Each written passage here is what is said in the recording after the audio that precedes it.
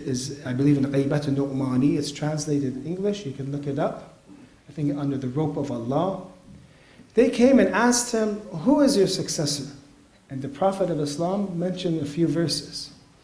Then they wanted to meet him. They wanted to meet Ali ibn Abi Talib. The Prophet of Islam encouraged them to walk through the ranks of salat, to go through those that are praying, and for them, because they were pious people, they were people that could look through يَنْظُرُ بِنُورِ اللَّهِ. The light of Allah was a light for them, and they could see with the light of Allah. He says, go and find him. They walked and walked and walked until they met a person. And then they came to the Prophet. He said, is this your successor? And then he says, yes, you have found my successor. They're asked, how did you know this was your successor? He says, when we walked past everybody, we felt normal, but when we passed by this person, our knees were shaking. Our knees did not want to move anymore. Our hearts inclined to that person as if he was our father. Later on, these people, they were from the Yemen, from people of Yemen, and they were great and pious people, and they were martyred in the Battle of Siffin.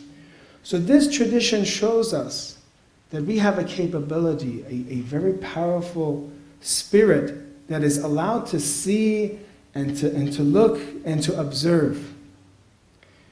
And that this is one of the things that when we have basira, it allows us, it is a tool for us to use not only our aql, but our spirituality metaphysically, that you can connect and understand the light and nur of God and the vicegerents that He's put and the prophets that He's put for us.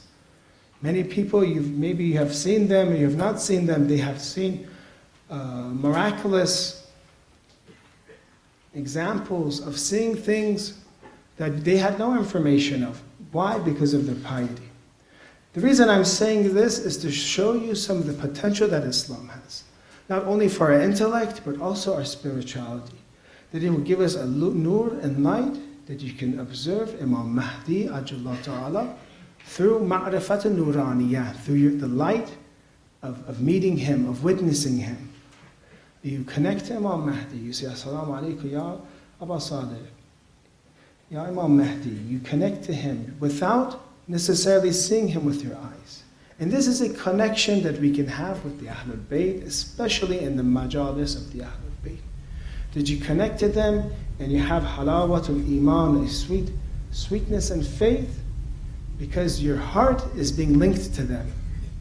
Because they are beings that are their presence is very shown, and they are magnets, and they pull our souls towards them, and we don't notice this.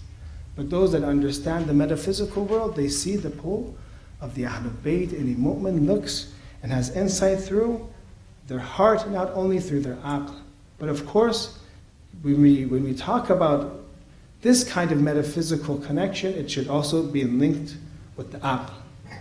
Sayyidah Fatima Salamullah alayha,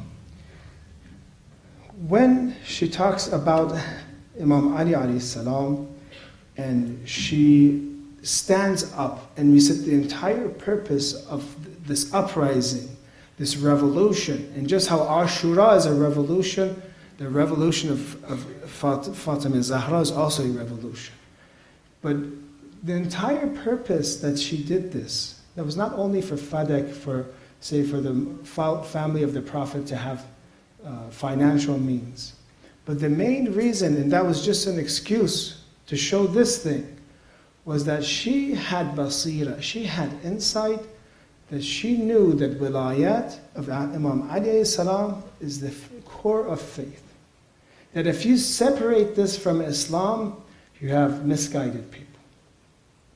Look at one of the great poetry that Ayatollah Gharavi Asfahani, Muhammad Hussein Gharavi Asfahani, he mentions about Saqifa, this incident. Sometimes in poetry you can understand things that are very complicated in very few lines. He mentions and makes it clear for us in this poetry that what happened in Saqifa, what happened after the Prophet of Islam passed away, this is what caused Imam Hussein alayhi salam to become martyr. This is what caused Imam Musa Kadhim alayhi salam to go into prison. This is what caused Imam Mahdi to be in occultation right now. Brothers and sisters, we are suffering right now because of Saqifa. This all started there, and this is the basirat and insight she has, that she is ready to give her life. The other Imams we had, because it was Allah's hikmah, they did not uprise. It's like Imam Hussein alayhi salam did. Sayyidah Fatima had a revolution, and Imam Hussein alayhi salam had a revolution. But a lot of our Imams had patience, but she knew that if she did not stand up, batil, falsehood and truth would be mixed together.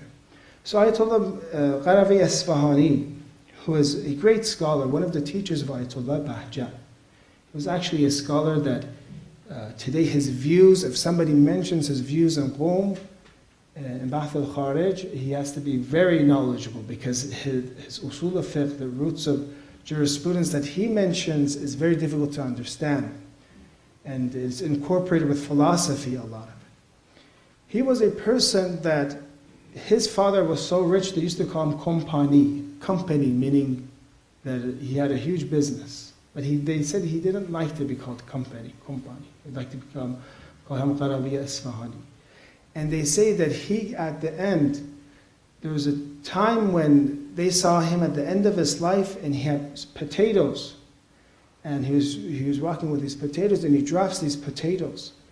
And then he begins to laugh, and they ask him, "Why do you laugh?" He says that, when I was young, my father was very rich. I had a tasbih, and that tasbih had stones in it, and it was very expensive. And that tasbih broke and went into the shrine. I was too arrogant to even go and pick up these stones. I said, "Okay, I'll buy another one." When your dad is super rich, you just buy another one, of course. But then he says, I worked, and he gave his money to the people of Arab. He says, I worked on myself so much that now when I drop potatoes, I'm picking the potatoes up. So this is the poetry, and some of the poetry he recites is very famous in Fatimiyya. And what I'm saying is that insight, that basirat that Sayyidah Fatima has, he's mentioning it here. فَمَا رَمَا إِذْ رَمَاهُ Harmala. This is a very famous poetry. Harmala was not the one who shot the arrow. Who is Harmala? The one that killed the son of Imam Hussein alayhi salam. So he says that Harmala did not shoot the arrow, actually. In all the Maghatat, it says Harmala is the one that shot the arrow. وَإِنَّمَا رَمَاهُ مَنْ مَهَدَ لَهُ. And surely the one who shot Ali Asghar. As you know, in Ashura, when you read the Maghatil of Imam Hussein, one of the worst tragedies that befell Imam Hussein alayhi salam is Ali Asghar. He is the sign of madlumiyat of Imam Hussein alayhi salam. He is one of the places where Ayatollah Abdul Karim Ha'iri says, one place we have that Allah sends condolences to Imam Hussein. And he says, Di'hu ya Hussein, leave him, for surely he will have a person that will quench his thirst. So he says, Ali Asghar that is martyred, Harmala did not kill him. It started from a person, Sahmun Ata min janib as-Saqifa. It was an arrow that was shot from Saqifa. That is the arrow that says, وَقَوْسُهُ عَلَى يَدِ الْخَلِيفَةِ. Its bow was at the hands of the Khalifa. The Khalifa shot Ali Asghar. Then he says this, وَمَا أَصَابَ سَهْمُهُ نَهْرَ الصَّبِي. Actually, Ali Asghar was not martyred by Harmala. Ali Asghar, actually, the arrow did not hit his throat. It actually hit, it says here, Bal kabad ad-din. It hit, kabad means liver, but maybe we could say the center of deen, the eye of religion. Wa mahjatun nabi. That arrow hit the heart of the Prophet. So when Harmala struck, he did not strike. The Khalifa struck, but he did not kill Ali Asghar. He shot and hit the heart of the Holy Prophet of Islam. So tonight, we learned these few lessons from Sayyidah Fatima, Salamullah alayha. We learn that her movement, being Fatimi, if you want to incorporate yourself and become a true follower of Sayyidah Fatima, sincerity is the way, not the way of nifaq and hypocrisy. 2, to become a maximum Muslim. If you're going to be a minimum Muslim, you might have not helped Sayyidah Fatima in Medina. 3, that through difficulties is when heroes are born. It is something like Saqifa that takes place that you see Sayyidah Fatima salamullahi alayha rise and shine. 4, that she had basira, and this is one of the needs that we have. She knew the importance of the wilayah of Imam Ali, and she gave her life for that, because if she didn't, Islam would have been changed just how all the other religions would have been changed. If we can dim the lights, we'll mention some of the musibat of Sayyidah Fatima salamullah alayha. Let's recite salawat ala Muhammad wa ala Muhammad.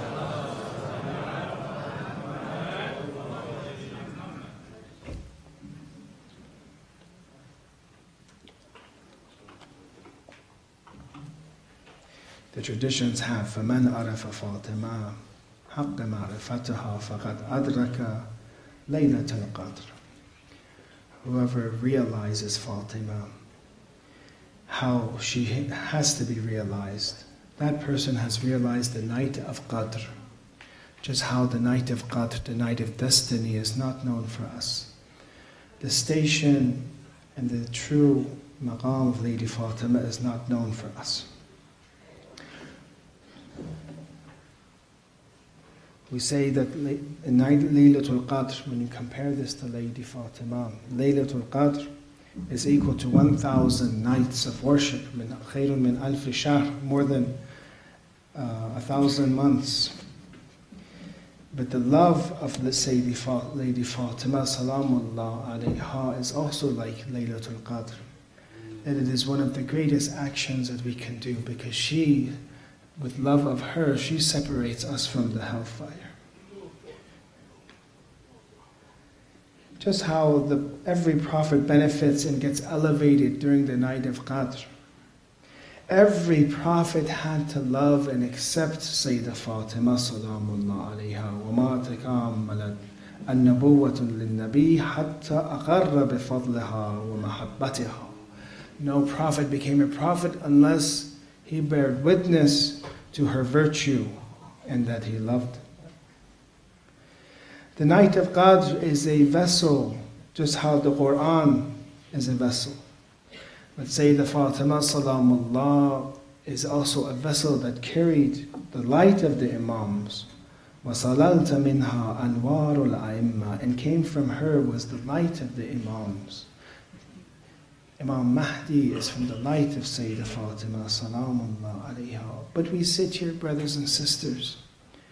You sit here because you have been invited by the Ahl al-Bayt to remember your mother Fatima. Remember that you have not come here. The Ahl al-Bayt have brought you here. If Allah didn't want to answer your du'as, He wouldn't have brought you here to remember Fatima Zahra, to mention her in your du'as. We have been invited here. And you are doing du'a. But let me ask you one thing. What is one of the last du'as of your mother Az-Zahra? What is one of the last things she prayed for? It says, Asma says, I heard her ribs are broken. Her hand has been whipped, is hurt and injured. She is raising her hands as if she is doing du'a. But each time she exhales, it is hurting her. She does this du'a. She says, Asma says, قالت إلهي وسيدي أسألك بالذين أستفيتهم. I ask you, because of all those prophets and all those holy people that you have chosen, وبكاء ولدي في مفارقتي, and the crying of my sons after me, the crying of Hassan and Hussein, that are 6 and 7 years old, that are falling on their mother and asking Allah to give a speedy recovery for their mother, but they do not know that what will happen.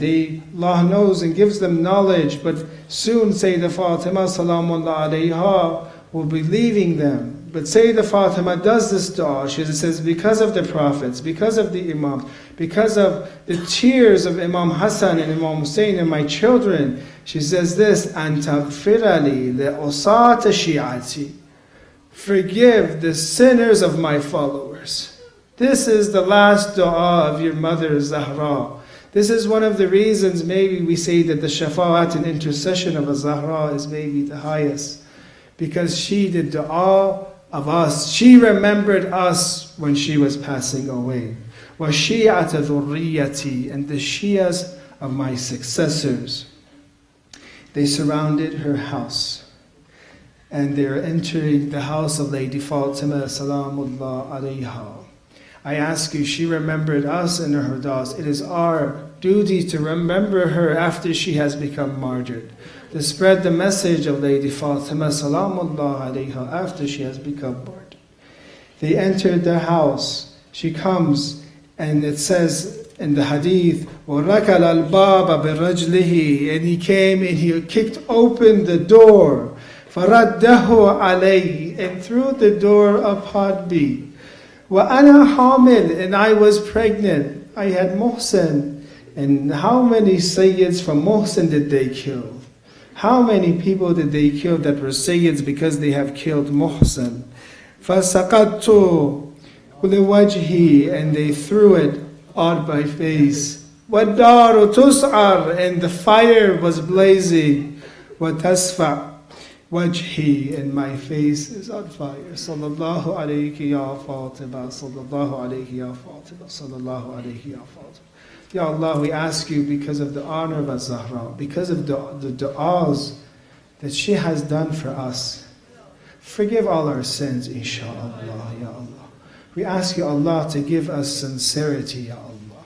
We ask you to separate us from nifaq and hypocrisy. Ya Allah, we ask you to give us maximum levels of iman, inshaAllah.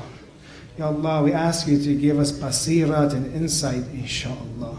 Ya Allah, we ask you to give us nur and light that we can see Imam Mahdi with our light, inshallah. And Ya Allah, forgive our family members that have passed away, our friends that have passed away.